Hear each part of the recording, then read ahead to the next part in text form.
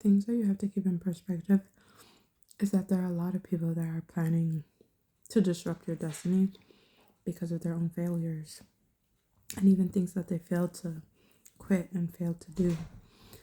And there's no justification of trying to get somebody to repeat that same trauma, you know? Um, Trying to get them to fall down that trap through, and I don't want to be arrogant about it, through that failure. And it's something that I guess God allowed me to put on pause because it's true.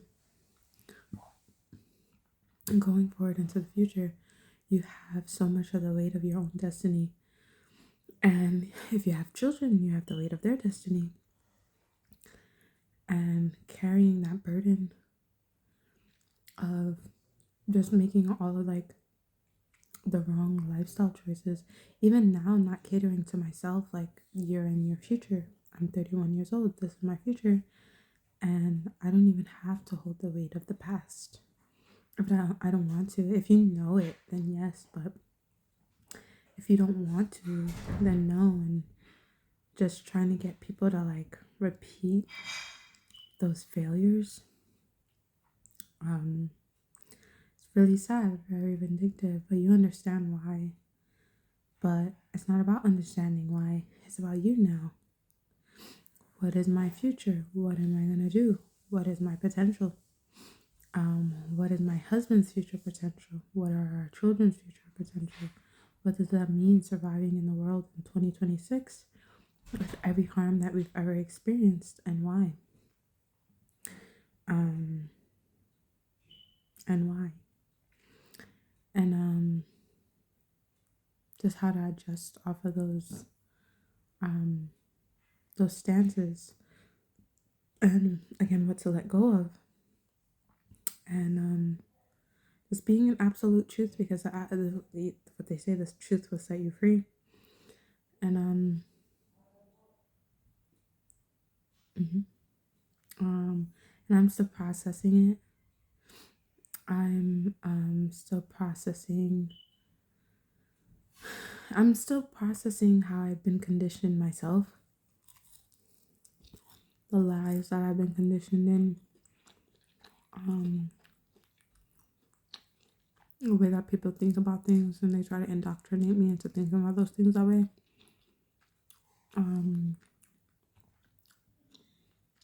Ignoring people's faults, paying attention solely to hyper perfectionism in my own life.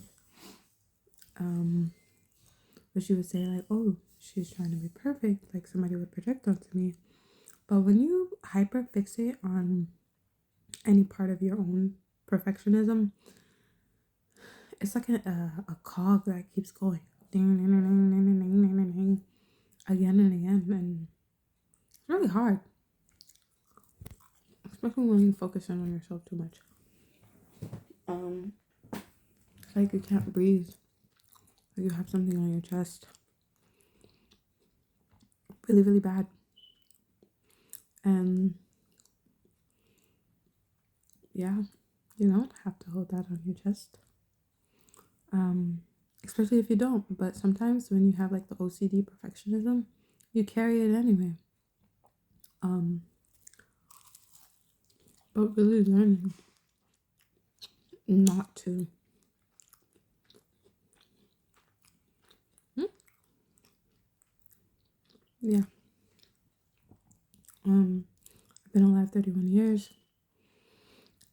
I got to live in a city, such a beautiful city, so much culture, so much education, um, beautiful architecture. And now I'm in Florida. Florida life is so beautiful. It reminds me of a three in one, the country, an island, and a country, an island, and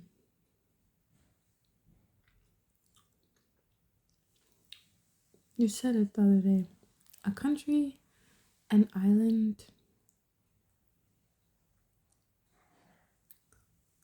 and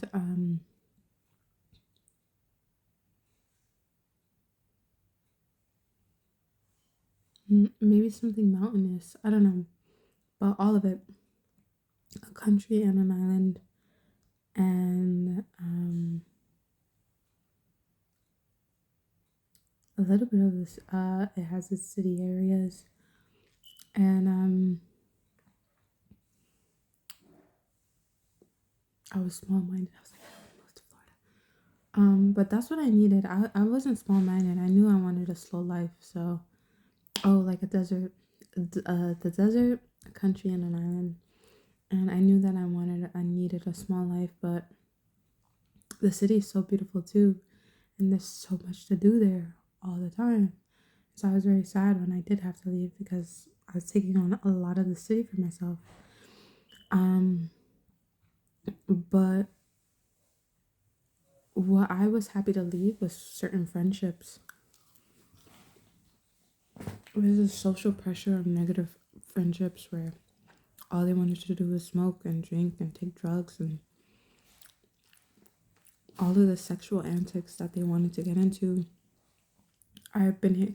I was sexually assaulted. I heard about other girls that were sexually assaulted.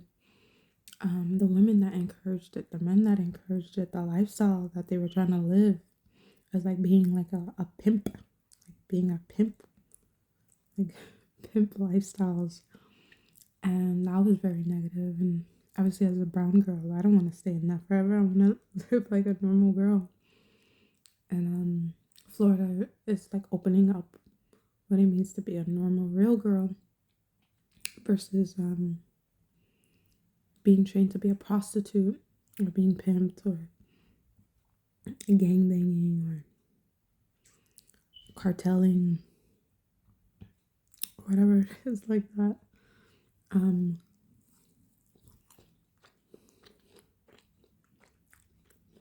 um, it was getting crazy. The sex industry was getting crazy. The OnlyFans became so big. Girls left and right, all they kept talking about was OnlyFans, OnlyFans, OnlyFans. They're doing OnlyFans. And I didn't know what to think about it. I'm just, like, at the time, how old are you? 21.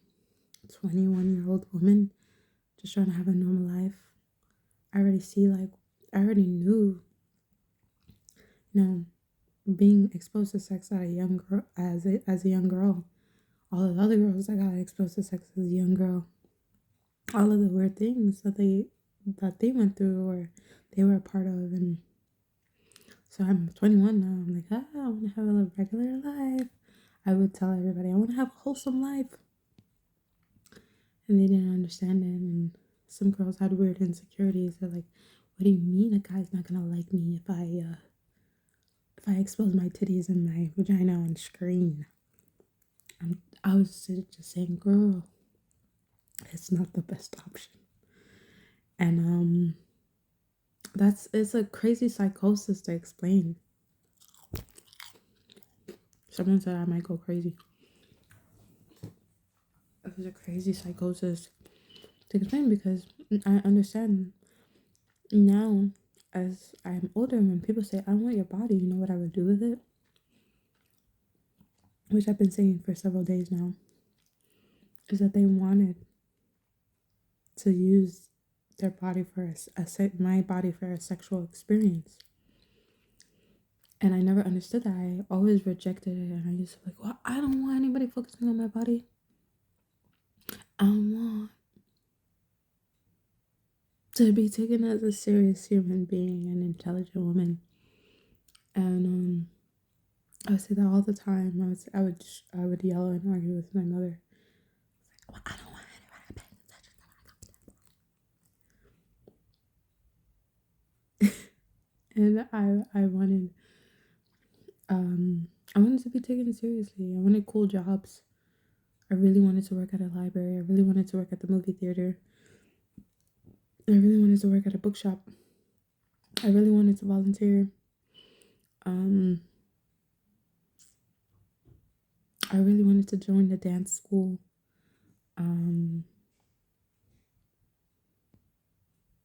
Even being in the hospital, like I would sneak out and I would go into other wards to see like the student nurses and all that stuff. I really wanted to go to college. I really wanted to go to school. And so when they were telling me like, yeah, you don't think that that's gonna be I'm not saying that he wasn't gonna be attracted to you. I'm just saying that those weren't my priorities. Um and then I got into a really serious relationship as well. And they were confused. They're like, yeah, but you're having sex. Yeah, with my long term partner. And if I wasn't, bro, I was in regret if I wasn't having sex with my long term partner. Um, so there's that.